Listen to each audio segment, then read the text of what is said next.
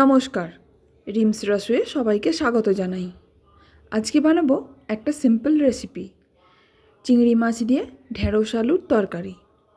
রেসিপিটা শেষ পর্যন্ত দেখার অনুরোধ করছি। এবার দেখে নিন এটা কিভাবে বানাই।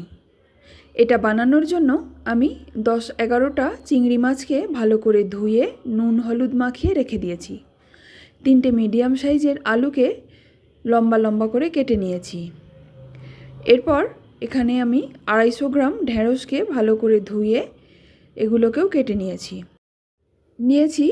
1 চা চামচ আদা রসুন বাটা, 2 চা চামচ কালো সর্ষে অল্প একটু নুন দিয়ে বেটে নিয়েছি।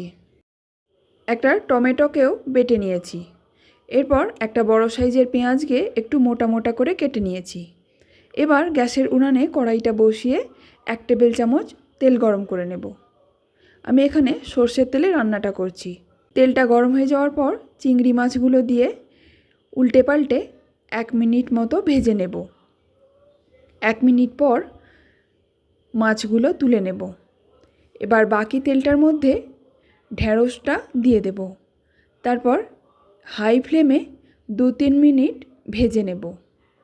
2-3 মিনিট ভাজার পর অল্প একটু নুন দিয়ে দেব। তারপর আরও মিনিট 3 ভেজে নেব। ঢেঁড়সগুলো একটু লাল করে ভেজে তুলে নেওয়ার পর ওই একই কড়াইতে আরও 1 টেবিল চামচ সর্ষের তেল দিয়ে দেব। তেলটা গরম হলে অল্প একটু 5 ফোড়ন দিয়ে দেব। ফোড়নটা ফাটতে শুরু করলে কেটে রাখা আলু দিয়ে অল্প একটু নুন দিয়ে দেব। তারপর আলুগুলোকে হালকা লাল করে ভেজে নেব।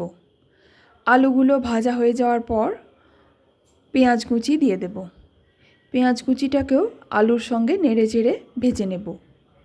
পেঁয়াজটা ভাজা হয়ে গেছে, এবার আদা রসুনের পেস্টটা দিয়ে দেব। পেঁয়াজ আদা রসুন খুব ভালো করে ভাজা হয়ে যাওয়ার পর টমেটো বাটাটা দিয়ে দেব।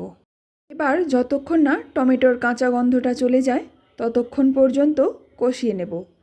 তারপর 1/2 চা চামচ হলুদ গুঁড়ো, 1/2 চা চামচ লঙ্কার গুঁড়ো দিয়ে দেব। ঝালটা আপনাদের স্বাদ অনুযায়ী দেবেন। এরপর আরও 2 মিনিট নাড়াচাড়া করে নিয়ে এতে জল দিয়ে দেব। আমি 250 ml মতো জল দিয়েছি। আপনারা যেমন ঝোল পছন্দ করবেন সেই অনুযায়ী জল দেবেন। তারপর পরিমাণ মতো নুন দিয়ে ভালো করে মিশিয়ে নেব।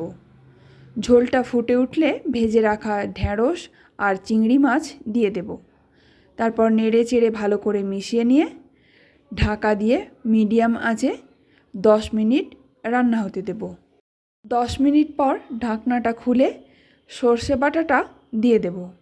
তারপর ভালো করে মিশিয়ে নিয়ে 2 মিনিট মতো ফুটিয়ে নেওয়ার পর গ্যাসের ফ্লেম বন্ধ করে নামিয়ে নেব। চিংড়ি মাছ দিয়ে ঢেঁড়স আলুর তরকারি রেসিপিটা যদি ভালো লেগে থাকে তাহলে প্লিজ লাইক, শেয়ার আর সাবস্ক্রাইব করে দেবেন। ধন্যবাদ।